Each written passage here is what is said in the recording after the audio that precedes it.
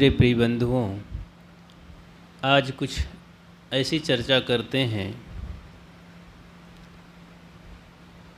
थोड़े दिन के झूठे माया मोह में जो फंस करके जीवन को धोखे में डाल लेते हैं।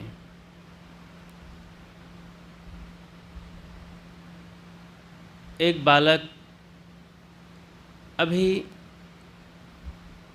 10-15 साल का हुआ था, 15 साल का हो रहा था। बड़ा ही मेधावी, जिज्ञासु, संतों का प्रेमी बनता चला जा रहा था। उसका नाम था जीवनलाल।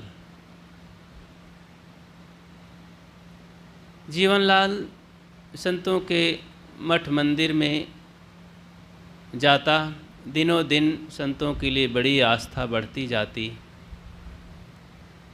गए बिना चैन ही न पड़ती। बड़ा सेवक होनहार था। धीरे धीरे काफ़ी समय बीत गए, साल 2 साल बीत गए। अब अपरिचित नहीं रहा, संत लोग भी उसे बहुत स्नेह देते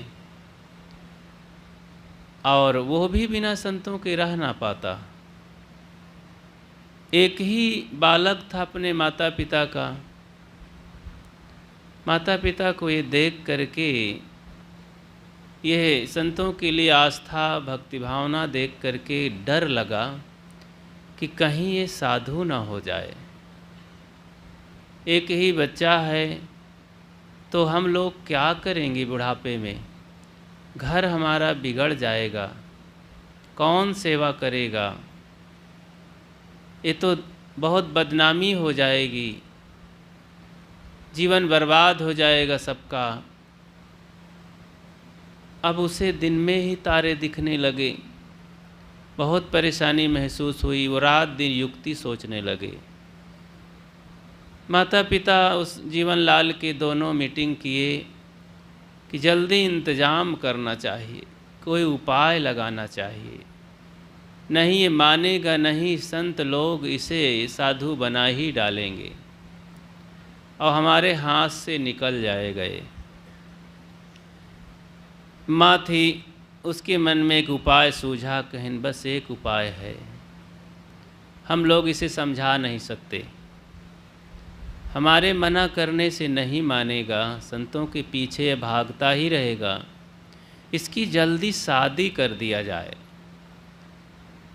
शादी का ऐसा फंदा है, ऐसा मोहरा है कि ये भी तोड़ के जा नहीं सकता। पिताजी ने भी कहा हाँ यही उपाय है। दोनों में सलाह हुई, लोगों में चर्चा हुई, खोजबीन चालू हुई। एक लड़की मिली, रिश्ता तय हुआ। बस जीवनलाल को शादी के फंदे में बांध दिया गया। पत्नी आई। जीवनलाल की माँ ने अपने बहू को सिखा दिया कि देख बहू रानी, ऐसी ऐसी बात है और यह संतों का बड़ा प्रेमी है। देखते हुए इसकी मनोभावनाओं को, भक्ति साधना त्याग वैराग इसका बढ़ता जा रहा है और ये हमारे हाथ से निकल जाएगा और तेरे हाथ से भी निकल जाएगा। नहीं तो कुछ ऐसा त्रिया जाल करके इसको फंसा कि ये फिर कभी उधर मुख ना कर सके और नाता टूट जाए, संतों से घृणा करने लगे। स्त्री को भी कस के समझाया गया।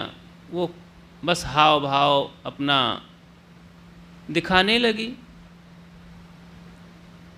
एक दिन घर में थे जीवनलाल, लिपट करके रो करके कहने लगी पत्नी कि हे स्वामीनाथ, आप चले जाते हैं, दिन दिन भर नहीं आते हैं, आपके बिना मुझे भोजन नहीं अच्छा लगता है, मुझे बहुत सूना सूना लगता है।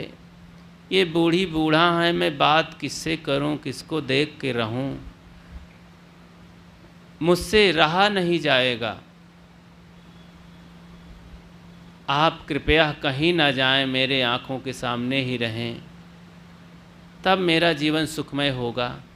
और इतना कहा करके बस हाय हाय बस पैरों में लिपट गई। जीवन लाल को लगा कि हकीकत में तो बहुत प्रेम करती है, ऐसा प्रेम करने वाला तो कोई नहीं, मेरे माता पिता भी नहीं, संत महात्मा भी इतना नहीं। फिर भी रुक गए उस दिन। दूसरे दिन फिर तैयार हुए और कुछ कहा कि जल्दी में चले गए। जब लौट के आए तो खाई पी नहीं थी और लिपट के हाय हाय कहने लगी, हे मेरे प्राणनाथ, आपके बिना आज मैं दिन भर रोती रही, मुझे कुछ अच्छा नहीं लगा। दिन भर सिर दर्द कर रहा था, जलन थी, मुझे कुछ सुहाता नहीं था। आपके बिना मैं मर जाऊंगी, मैं जिंदा नहीं रहूंगी। आप रहते हैं तो इतना सुख मिलता है। बहुत हाव भाव दिखाई और कहा कि लिपट गई, रोने लगी। बड़ी दया लगी जीवन लाल को। लगा कि तो दुनिया में इससे ज़्यादा कोई मुझसे प्रेम करता ही नहीं है। 2-4 दिन इसी हाव भाव में जीवन लाल का निर्णय बदल गया कि महात्माओं के पास इतना कहाँ प्रेम मिलता है, वास्तव में तो बहुत सुख देती है। सब प्रकार से उठते बैठते खाते पीते लेटते सोते सब समय उसका हाव भाव चलता रहता। जीवन लाल उसके माया जाल में क्षणिक प्रेम में भूल गए।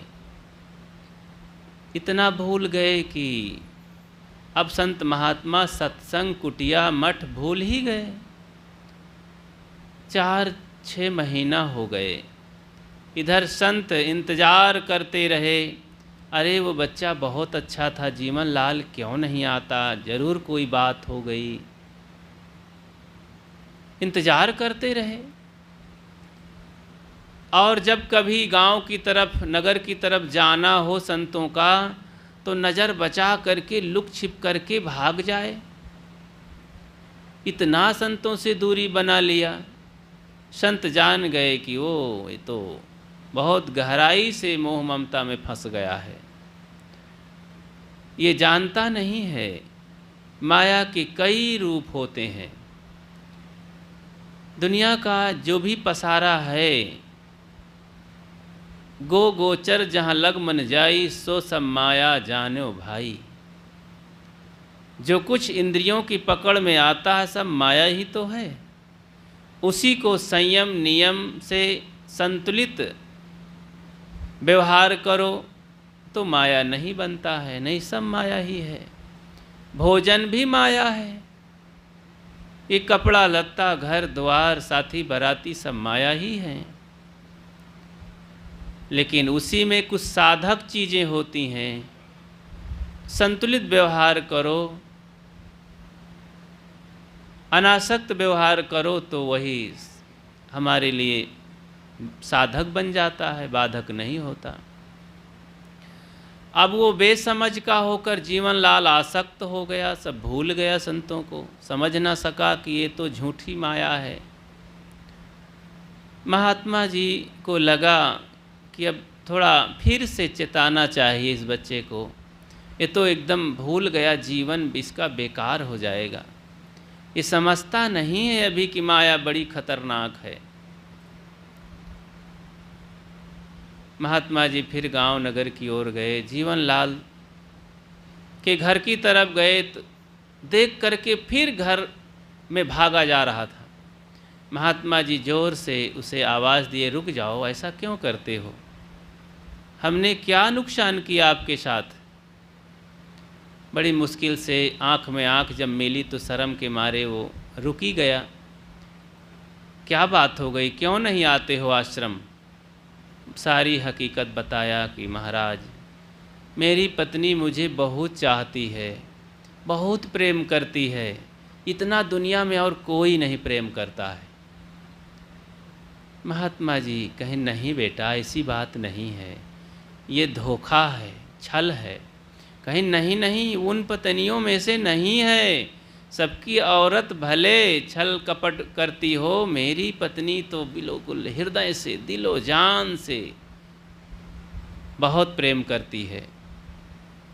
कहीं नहीं बेटा, ये झूठ बोलते हो तुम, धोखा है, तुम परीक्षा कर लो। कहीं कैसी परीक्षा? हम बताते हैं।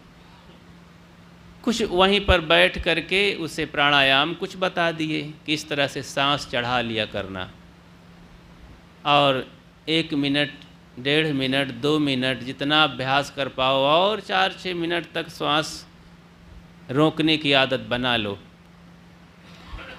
ऐसा करना कि शाम से ही थोड़ा दर्द बताना कि मेरे शरीर में थोड़ा दर्द है, फिर पेट में दर्द है, फिर दर्द बढ़ रहा है। शाम को भोजन पानी ना करना, रात को फिर थोड़ा दर्द बढ़ाना। सुबह होते होते 4 बजे बेहोश हो जाना और दरवाजे में गिर जाना। सब लोग, और प्राण श्वास खींच लेना, मरा जैसा हो जाना। सब लोग रोएंगे, चिल्लाएंगे, और फिर हम आ जाएंगे, बात बनाएंगे। इस तरह महात्मा जी युक्ति बता दिए और कहे कि ठीक है, अब मैं परीक्षा करूँगा। इसी तरह किए जैसे महात्मा जी बताए थे। शाम को ही कहे कि देखो मेरे शरीर में कुछ भारी भारी लग रहा है आज। खाए पिए भी नहीं, भोजन सब खाए पिए, लेकिन वो नहीं खाया जीवन लाल। लेट गया, ऐसे सब खा पी करके मस्त लेटे, सब हंसते बोलते थे। वो अपने दर्द को बढ़ाता गया, आज बहुत तकलीफ़ है, और कराहता रहा। सुनते रहे लोग, कुछ पूछ लेते, बच्चा क्या क्या है, दवाई लाएं? कहीं नहीं नहीं, ठीक हो जाएगा। और बढ़ाया और बढ़ाया, 3-4 बजे तो चिल्लाने लगा, और फिर 4 बजते बजते 4:30 तक में, 5 तक में वो बेहोश होकर गिर गया। सब लोग दौड़े, देखते देखते वो श्वास खींच लिए और मरण जैसे हो गया। लोग नाड़ी वाड़ी टटोले इधर उधर, बहुत ज़्यादा अनुभवी थे नहीं, समझ लिए कि सांस तो चलती नहीं, मर गए। बस छाती कूट कूट कर माँ बाप रोने लगे। हाय, एक ही तो आँखों का तारा था। पत्नी बस उछल कूद के रोने लगी, दीवार पटकने लगी, सिर फोड़ने लगी, अंदर जाती बाहर आती, बाहर चिल्लाती, दौड़ो दौड़ो, बचाओ मेरे स्वामी को, मैं तो लुट गई, अनाथ हो गई, मेरा गुजर बसर कैसे होगा।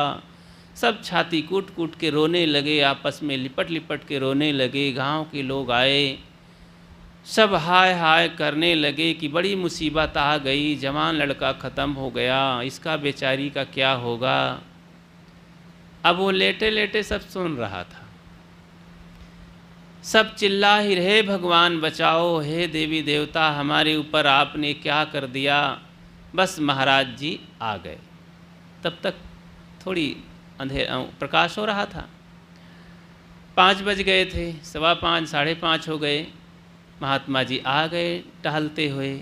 देख करके महात्मा को तो वो घर के तीनों प्राणी चरणों में लिपट गए। महाराज, आपका ये शिष्य था, आपका बहुत भगत था, आपको बहुत मानता था, आप कुछ आशीर्वाद दीजिए, बचा लीजिए। हमारा एक ही कुलदीपक था, वो चला गया। पत्नी बहुत रोने लगी, मैं कैसे जीऊँगी, मेरा तो प्राण चला गया। महाराज जी लंबी सांस खींचे, हाय बहुत बड़ा दुख आ गया, क्या होगा। थोड़ी देर 1 मिनट तक चुप रहे, मौन रहे, उदास रहे। सब रोने चिल्लाने लगे, हे प्रभु महात्मा जी बचाइए। महात्मा जी ने लंबी सांस खींचते हुए कहा, अब क्या उपाय है, ये तो प्रकृति का नियम है, एक दिन सबको जाना है। कि नहीं महाराज, इनके बिना हम मर जाएंगे। कहें तो एक है मेरे पास उपाय। जेब से एक पुड़िया निकाले, कुछ लिए थे, शक्कर थी, लेकिन पुड़िया बना के लाए थे। कहें देखो एक ये दवा है, इसको जो खाएगा वो मर जाएगा, उसके बदले में ये जीवन लाल बच्चा जिंदा हो जाएगा। अब तुम लोग तो बहुत प्रेमी हो, दिल से प्राण से प्यार करते थे इस बच्चे को, तुम लोग बूढ़े भी हो गए हो, जी लिए हो जिंदगी, 1-2 मर ही जाओगे तो क्या होगा, बच्चा तो जिंदा रहेगा। तब माता पिता लंबी सांस खींचने लगे। पिता कहता है, सुनती है रे? रोना वोना बंद करके थोड़ा घूंघट भी और बड़ा कर लिया। कहती है बूढ़े की तरफ निहार करके, अभी हम 50 के ही तो भये हैं। अरे जीवन बड़ा अनमोल है, मर गया सो मर गया, कोशिश करेंगे और सोई नया बालक आ जाए। क्या मरना है, जिंदगी अनमोल है, बड़े भाग से मिला है। तो कहते हैं क्या सोचते हो भाई? माता जी तुम नहीं खाओगी? कहें नहीं महाराज जी, हम नहीं खाएंगे। इस प्रकृति के नियम को हम कैसे काट सकते हैं? जानबूझ के कैसे मर सकते हैं? जब हमारी मौत आएगी तभी मरेंगे। पिताजी आप तो बहुत चाहते थे बच्चे को। पिता ने भी कहा नहीं, मैं नहीं खाऊंगा। महात्मा जी ने कहा, अच्छा बेटी, तेरा तो पति है, स्वामीनाथ है, प्राणनाथ है, तो विधवा हो गई है, ऐसे जीना मुश्किल हो जाएगा। अरे बिना पति के संसार में कौन है? जैसे बिना पानी की मछली नहीं रहती है, तो बिना पति के स्वामी के तू कैसे रहेगी? तू ही खा ले और तेरा प्राणनाथ जिंदा हो जाए। तो लंबा घूंघट खींचा और सिर हिलाया, मेरे बस का नहीं है। महाराज जी उदास हो गए, चुप हो गए। आप लोग नहीं खाएंगे, मेरा तो शिष्य है, बहुत प्यारा था, बहुत सेवा कर रहा था मेरी, आज कई महीनों से नहीं गया था तो बहुत याद आ रही थी, तभी आया हूँ आज, मैं ही खा लेता हूँ। देखो शायद अपनी त्याग तपस्या के बल से शायद मैं न मरूं। इतना कह के फाँक लिए और निगल लिए। वो चीनी थी। बच्चा बस समय आया और उठ खड़ा हुआ, सारी बातें सुन लिया कि कितना प्रेम करते हैं ये मेरे माता पिता, कितना प्रेम करती है पत्नी। सब धोखा की जिंदगी, सब धोखा दे रहे थे। मुझे संतों से दूर हटाने के लिए सारा ये षड्यंत्र था, इनकी साजिश थी सबकी। अभी मैं उम्र से भी पूरा नहीं हुआ था, मुझे इतना समझा बुझा करके झूठा प्रेम दे दे करके धोखाधड़ी में फंसा दिए। संत गुरुजनों की आस्था प्रेम से मुझे छुड़ा दिए। हाय, मैं इतने महीने से संतों के दर्शन नहीं किए, उनके शरण में नहीं गया। अब तक तो मुझे कितना बोध ज्ञान मिला होता। मैं तो पतन के मार्ग में आ गया और बस आज हकीकत का पता चला, ये कोई प्रेम नहीं है तो धोखाधड़ी है। महात्मा जी सबको धन्यवाद देते हुए चल पड़े। जीवन लाल भी पीछे पीछे चल पड़ा कि महाराज मैं अब संसार में नहीं रुक सकता हूँ, आपके शरण में ही मेरा जीवन है, आपने मुझे नया जीवन दिया। मैं तो मर चुका था, इन लोगों के दृष्टि से मैं मर चुका हूँ और इन लोग अपना इंतजाम कर लेंगे सब। पत्नी भी नया खोज लेगी, माता पिता भी अपना इंतजाम कर लेंगे। बस मेरा ही इंतजाम नहीं था, मेरे ही लिए रास्ता बंद हो गया था। मैं भी अपना रास्ता खोज लूँ। मेरा रास्ता संत गुरुजनों के पीछे है, मेरे गुरुदेव के पीछे है। वहीं मेरा नया जीवन होगा, वहीं कल्याण होगा, वहीं मुझे शांति मिलेगी। इस तरह से जीवन लाल संतों के पीछे चल पड़ा और प्रार्थना करने लगा। सदैव गुरु भक्ति में लीन होकर के स्वरूप का ध्यान करता, सेवा करता और कहता, संतय माई संतय बाप संतय हरे शोक संताप। हे गुरुदेव, आप ही हमारे माता पिता हैं, आप ही हमारे सब कुछ हैं, आप ही दुख सुख हरने वाले हैं। इस प्रकार से साधना वैराग्य में जी करके एक महान साधक हुआ और बहुत लोगों का दीपक बना, प्रकाश स्वरूप बना, अपने जीवन को भी प्रकाशित किया।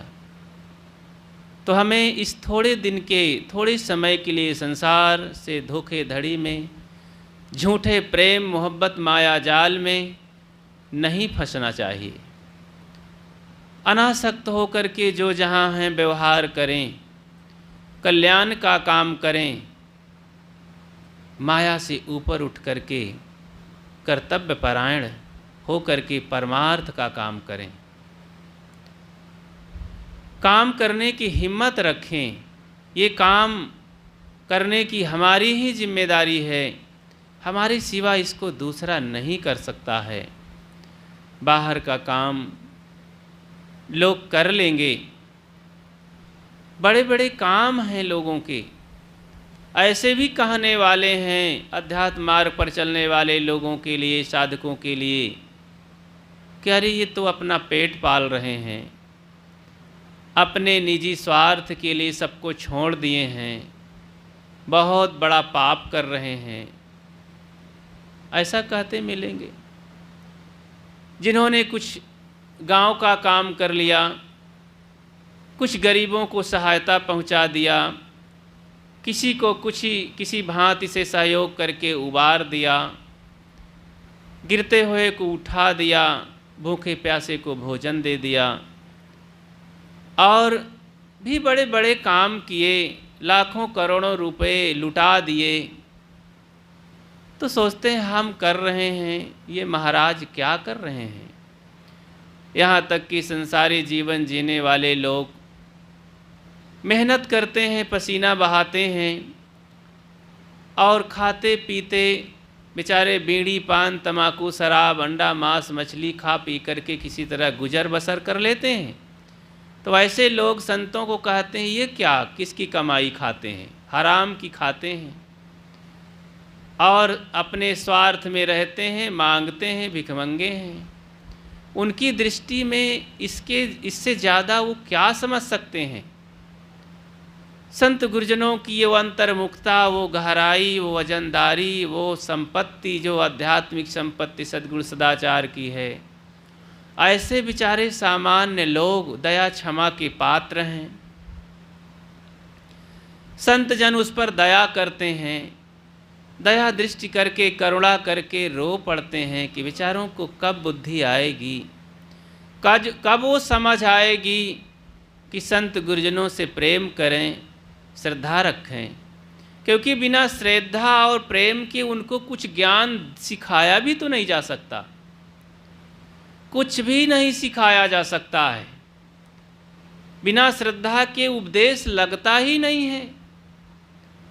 उनके सामने जाओ कि बच्चा तुम भजन करो, खान पान को सुधारो, वासनाओं से ऊपर उठो, मोह जाल से ऊपर उठो, तो मारने दौड़ेंगे। आप एक बात बताओ तो चार बात बताएंगे। सतगुरु कबीर इसके लिए बहुत वचन कहे हैं। साँच कहो तो मारन धावे, झूठे जगपतिया ना। नेमी देखा धर्मी देखा, प्रात करे स्नाना। आतम मार पसाड़े पूजे, इनको कुछ न ज्ञाना।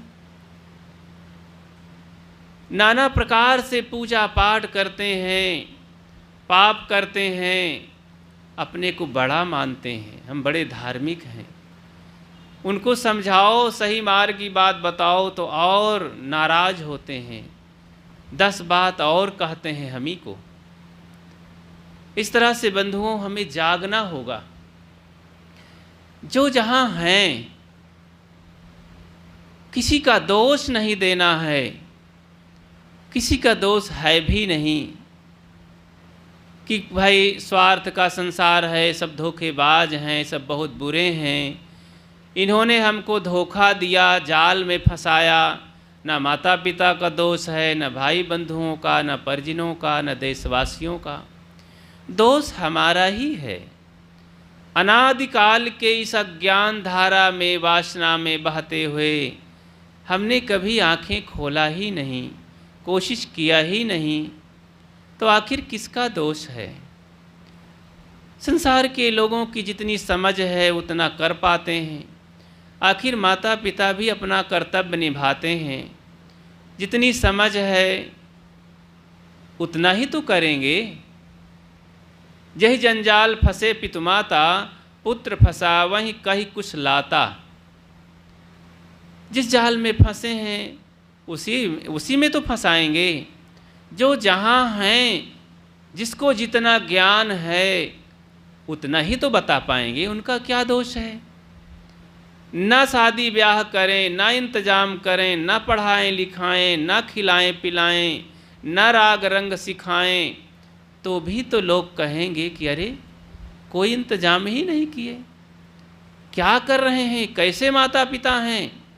क्योंकि दुनिया तो उधर ही बोलती है, वही पाठ सब पढ़े हुए हैं, सब वही व्यवहार जीते हैं, तो अपना कर्तव्य निभाते हैं। यही बहुत बड़ा उपकार होता है संसारी दृष्टि से। उनका उपकार याद करके उनको सम्मान देना चाहिए। लेकिन जब आध्यात्मिक माता पिता होते हैं, वे भीतर भीतर तड़पते हैं कि मेरा बच्चा काश संतों की संगत में लग जाता, साधना भजन करता तो मेरा भी उद्धार हो जाता। आज भी कितने ऐसे माता पिता भाई बंधु बहन लोग होते हैं कि अपने बच्चे के लिए ऐसा प्राण प्रण से चाहते हैं, कामना करते हैं कि मेरा बेटा हो जाता। कई बार ऐसा देखने में आता है। छत्तीसगढ़ की घटनाएं हैं। एक बच्चे वाले, इकलौते बालक वाले गुरुदेव को दान कर दिए। शरण में जाकर कहे, हे गुरुदेव मेरा एक बच्चा है, इसको अपनी शरण में लगा लें, हम सेवा लेंगे। इस जंजाल में फंसा करके तो इसका सदा के लिए भवबंधन ही हरा भरा हो जाएगा। आपकी सेवा करेगा तो हमारी कोख भी सार्थक हो जाएगी। हमारे द्वारा ये बच्चा जन्म लेकर के आपकी सेवा करे, हमारा अहो भाग्य होगा, हमें जीवन भर खुशियाँ मिलेंगी। अरे हम नहीं कर पाते हैं तो हमारा बेटा ही शरण में जाए। और ऐसा कह के दान कर दिए। गुरुदेव ने उनको बड़ी सांत्वना दी कि ठीक है भक्तराज, ठीक है देवी, तुम्हारा बच्चा मेरा बेटा होगा। जिस तरह तुम सेवा करके उसे आगे सुख देने की कामना थी, मैं भी उसे सुख दूंगा। जहाँ तक बन सकेगा उसका कल्याण और उद्धार के बारे में मेहनत करूँगा, स्नेह प्यार दूंगा। घबराना नहीं कभी कि मेरा बेटा मेरे पास से चला गया, मेरे पास रहेगा।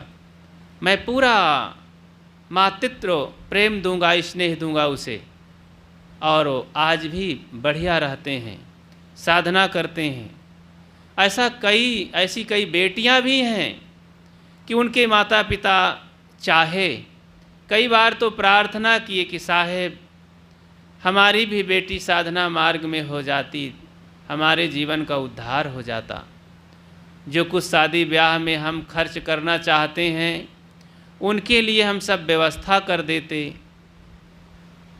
शादी के जंजाल में पड़ जाएंगी तो हमें बड़ा दुख मिलेगा, उनको भी बड़ा दुख मिलेगा। ऐसी भावना, पवित्र भावना आज भी लोगों के मन में होती है। ऐसे भी माता पिता होते हैं, वो सौभाग्यशाली लोग हैं। ऐसी भी बहनें होती हैं, वो तरसती हैं कि हमारा भाई हो जाता साधु। ऐसी भी बहनें हमारी बहन हो जाती, हम तो जंजाल में फंस गए हैं, कोई तो बचे। अपना अनुभव बताया करती हैं वो बहनें। हम क्या करें, इस जंजाल में फंस कर के न समय बचा पाते हैं, न कुछ साधना कर पाते हैं, उलझन ही उलझन है। ऐसे भी लोग हैं, लेकिन ऐसे कम लोग होते हैं। दुनिया में नासमझ लोग ज़्यादा होते हैं। राग रंग की तरफ ही सब लोग मेहनत करते हैं और उधर ही प्रेरित करके, सब प्रयास करके लोग फांस देते हैं, डुबा देते हैं, यहाँ तक कि नाराज हो करके पकड़ करके धकेल देते हैं और हंसते हैं, वाह अब बढ़िया हुआ, अब पता चला साधु होने चला था, अब मालूम हुआ। बहुत प्रयास लोग करते हैं, कई बार षड्यंत्र करके फंसाया जाता है, उनको गिराने के लिए कई बार प्रयास लोग करते हैं कि ऐसा षड्यंत्र करें कि माया जाल में फंस जाए और गिर जाए, पतित हो जाए। उठाने के लिए संसार में बहुत कम लोग हैं, लेकिन बंधुओं, जब पूर्व जन्मों का सौभाग्य उदय होता है, संचित कर्म मजबूत होते हैं अपने, तो कोई भी गिराने वाला नहीं होता है, किसी की हिम्मत नहीं होती है। जैसे एक लड़की होती है, अकेले जंगल में पड़ गई, उसे 4 बदमाशों ने घेर लिया। अब चरित्रहीन लोग हैं, बदमाश लोग हैं, और कहते हैं, ऐ लड़की, ये फांसी है और ये नौजवान है तेरे लिए, क्या चुनाव करेगी? या तो प्राण दे, या तो अपनी मर्यादा दे, अपनी पवित्रता दे, फिर पतित हो जा। अगर वो सूरवीर लड़की है, धर्मवीर लड़की है, तुरंत फांसी के फंदे पर लटक जाएगी, कभी भी मर्यादा अपनी भंग नहीं करेगी।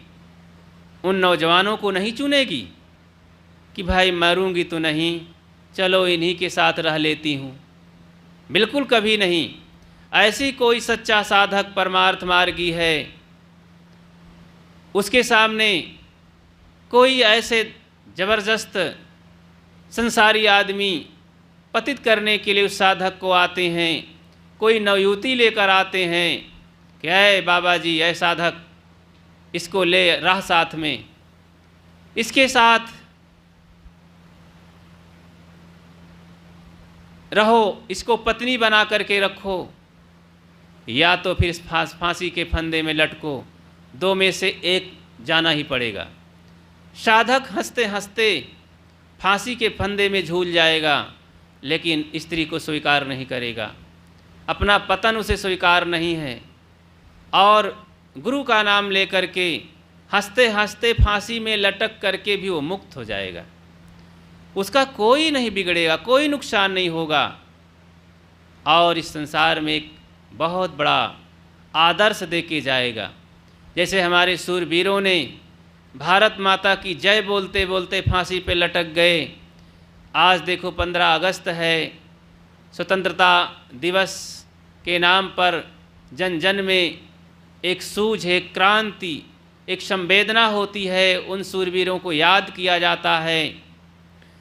1785 ईस्वी में बिहार में एक दलित समाज का, जिसे कहते हैं छोटी जाति का कहते हैं, उन्होंने पहली क्रांति की थी, और उस समय वो राजा था। अरे सब में राजा हुआ करते थे, और उसे चंद्र माझी कहते थे। माझी कोई जाति नहीं थी, बड़े जमींदारों को बिहार में पहले माझी कहते थे। बिरसा माझी, बिरसा मुंडा माझी कुछ वर्ष पहले हुआ था, दशरथ माझी हुआ था। इन्होंने बहुत बड़े बड़े संकल्प लेकर के, दशरथ माझी तो कई किलोमीटर का पहाड़ ही अकेले तोड़ करके अपने ही घन छीनी से रास्ता बना दिया था। अपनी पत्नी को बीमार देख करके और घुमा करके कई किलोमीटर घूम करके पहाड़ को और अस्पताल जाना था, जाते जाते मर गई रास्ते में ही। उसे बड़ा दुख हुआ, पत्नी के वियोग में इतना दुख हुआ, और संकल्प किया कि मैं अब रास्ता बनाऊंगा। कई किलोमीटर का पहाड़, भयानक मजबूत पत्थर और घन से तोड़ तोड़ करके रास्ता बना डाला। भयानक, बहुत बड़ी क्रांति की, और फिर सबके लिए सरल बना दिया। तो पहली जब क्रांति की, अंग्रेज़ों के हाथों में वो पकड़ा गया चंद्र माझी, और पकड़ करके लाया गया। 4 घोड़ों में उसे बांध करके 4 किलोमीटर घसीटा गया। ज़मीन में घसीट घसीट करके खून से लथपथ हो गया, चमड़ी सब निकल गई शरीर की। और फिर मुख्य स्थान पर जब ले जाया गया तब भी वो जिंदा था और भयानक शरीर का था।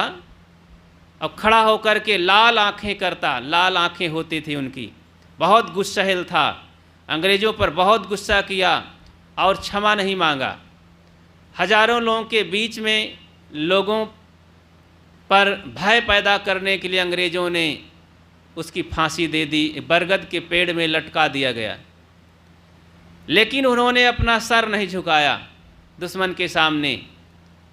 ऐसे ही न जाने कितने क्रांतिकारी भारत माता की जय बोलते बोलते कितने कोड़े खाए और फांसी पर लटक गए, क्षमा नहीं मांगे।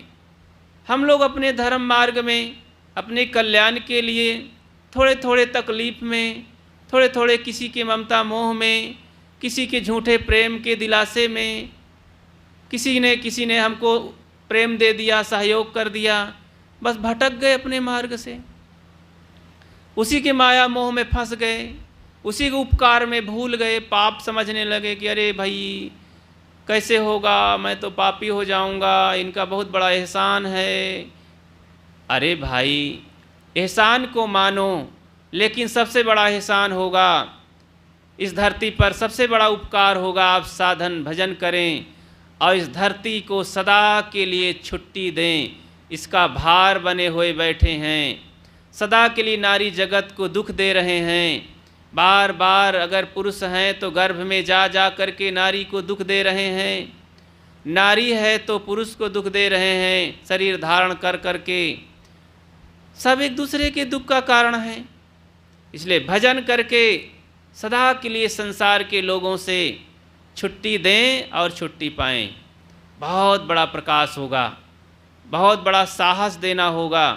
लोग प्रमाण देंगे कि अमुक ने ऐसा साधन किया, मैं क्यों नहीं कर सकता हूँ, मैं भी साधन भजन कर सकता हूँ। ऐसा सबको एक नया प्रमाण मिलेगा, नया जीवन मिलेगा सबको। लेकिन हम थोड़े थोड़े में बस प्रमाण मान लेते हैं और अपनी साधना से गिर जाते हैं। जब क्षणिक लाभ के लिए, संसारिक उपलब्धियों के लिए इन लोगों ने जान दे दी।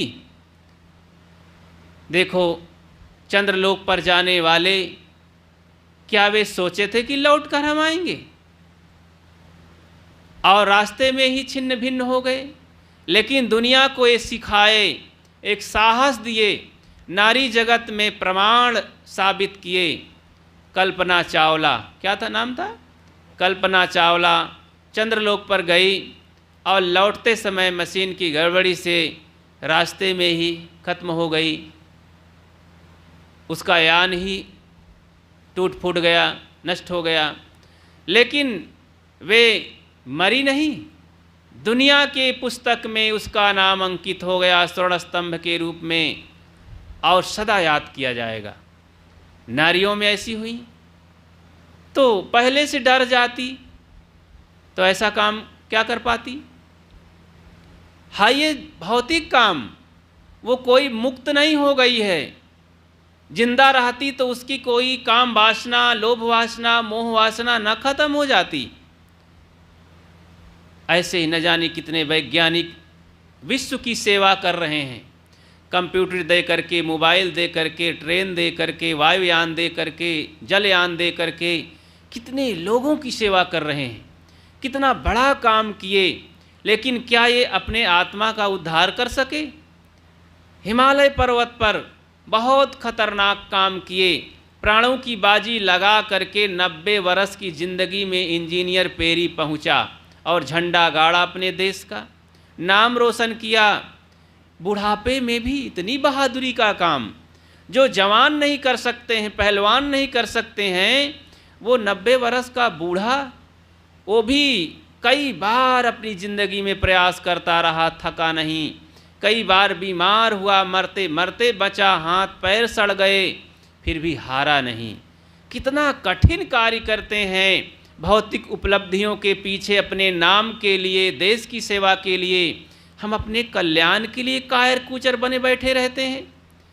किसी ने हमको थोड़ा सहला दिया, और जैसे कोई गरियार बैल होता है, थोड़ा सा किसी ने पीठ सहला दिया, पूंछ तान के बस गिर गया। हर हर शब्द सुना जब कान, तब भिट्टा पर परा उतान। तो ऐसा नहीं होना चाहिए, शूरवीर बनना चाहिए। कितना भी कोई लोभ लालच में दे, हम अपना काम करें। परमार्थ और व्यवहार ये दोनों काम हैं, मानव जीवन मिला है। लेकिन सदैव अपने को बचा करके अपने कल्याण मार्ग में लगे रहें, कभी भी हारे नहीं, कभी भी धोखा में न पड़ें, संसार की लुभावन चीज़ों में न फंसें। तमाशा खुद न बन जाना तमाशा देखने वालों, संभल कर बैठना जलवा मोहब्बत देखने वालों। तमाशा खुद न बन जाना, संभल कर बैठना है, खुद तमाशा न बन जाना। तमाशा कैसे होता है? रामलीला हो रही थी, काफ़ी पाठ समाप्त हो गया था, तो हनुमान जी बस लंका में पहुंचने वाले थे, रावण के दरबार में। वही वाला खेल बाकी था। असली जो हनुमान खेल दिखाता था, पाठ करता था नौटंकी में, वो बीमार पड़ गया। और हाँ, बीमार नहीं पड़ा, रास्ता बांधा गया। जब वो संजीवनी बूटी लाना था, उस समय की घटना है। संजीवनी बूटी लक्ष्मण को शक्ति बाण लग गया था, मेघनाथ ने मारा था। राम बहुत उदास थे, विह्वल थे, रो रहे थे। लक्ष्मण भ्राता, हनुमान जी जल्दी आइए। ऊपर निहारते, आकाश मार्ग से आना था उनको। तो भाई अब खेल तमाशा दिखाने के लिए एक पेड़ से रस्सा बांधे थे। 150 फीट 100 फीट का रस्सा था, और पेड़ से और वहाँ तक बांस बल्ली में बांधे थे। उसको एक आदमी खड़ा पकड़ करके खड़ा था। तो वहाँ से एक आदमी चढ़ करके, और पेट में एक चमड़ा होता है, पेट में लगा के रस्सा में, और उड़ते हुए आना था पहाड़ लेकर के, जलता हुआ दीपक। तो पहलवान हनुमान जी ऊपर से उड़े, जब लक्ष्मण जी तक पहुँचना था, राम जी बार बार देख रहे थे। पवन सुत हनुमान पधारियो जल्दी, लक्ष्मण जा रहे हैं, हाय सूरज निकलने वाला है, कहाँ हो पवन सुत हनुमान, जल्दी पधारियो। अब इतने में आए साए से रास्ता टूट गया, बीच में पेट के बल गिरे। तो उनकी क्या हालत हुई होगी? तमाशा बन गए। लोग देखे ऐसे हनुमान हैं, यही हनुमान सूरवीर हैं। ये तो स्वयं भद्र से गिर गए, ये पहाड़ लेके क्या उड़ेंगे? अब रास्ता टूट गया था। तो भाई तमाशा बन गए समाज में, नौटंकी का सारा मजा गड़बड़ा गया, रामलीला गड़बड़ा गया। तो ऐसे ही यहाँ तमाशा न बन जाना, सही रूप में सही ढंग से रोल अदा करना है। ये जीवन बड़ा अनमोल है, बहुत जांच परख करके चलना है, व्यवहार भी सही रखना है, परमार्थ भी सही रखना है। परमार्थ में जीवन दागी ना होने पाए, व्यवहार में कटु न होने पाए। व्यवहार भी मीठा रखें, परमार्थ भी अपना बढ़िया रखें, जैसे हमारे संत महात्माओं ने किया। सद्गुरु कबीर दुनिया को मिथ्या कहने वाले, शरीर को नश्वर कहने वाले, जीवन भर 119 साल दौड़ते रहे समाज मानवता प्राणियों के पीछे। सबको कहा घाव काहे पर घाव लो, जिद देखो तित प्राण हमारो। सब हमारे प्राण प्यारे हैं, किसको दुख पहुँचाया जाए। दादा भाई बाप के लेके चरणन हुई हो बंदा, अब की पुरिया जो निर्वारे सोजन सदा आनंदा। सबको अपना भाई बाप कहने वाले सद्गुरु कबीर, प्राण प्यारे समझने वाले सबको सद्गुरु कबीर मेहनत करते रहे। जो एक तरफ कहते थे संसार में कोई नहीं है, कोई किसी का नहीं है, लेकिन अनासक्त होकर के और दया दृष्टि करुणा दृष्टि करके परमार्थ दृष्टि करके सबको प्यार दिए, स्नेह दिए। कहें कबीर सुनो भाई साधो, कहें कबीर सुनो भाई साधो, सबको भाई कह करके समझाते रहे। इसलिए मेरे बंधुओं, जिज्ञासुओं, साधकों, बहनों, सबको होश में आकर के इस दुनिया के धोखे धड़ी से सावधान रह कर के परमार्थ का काम करना है। इसी से जीवन सार्थक होगा और सच्ची सुख और शांति मिलेगी। अपनी बात को ही विराम देता हूँ। ध्यान शिविर है और सब लोग ध्यानस्थ हो कर के इन बातों को मनन करें और स्वयं आत्म परिचय करें। अहम शुद्ध चैतन्य ज्ञान स्वरूपम अजराहम अमराहम अखंडम अनूपम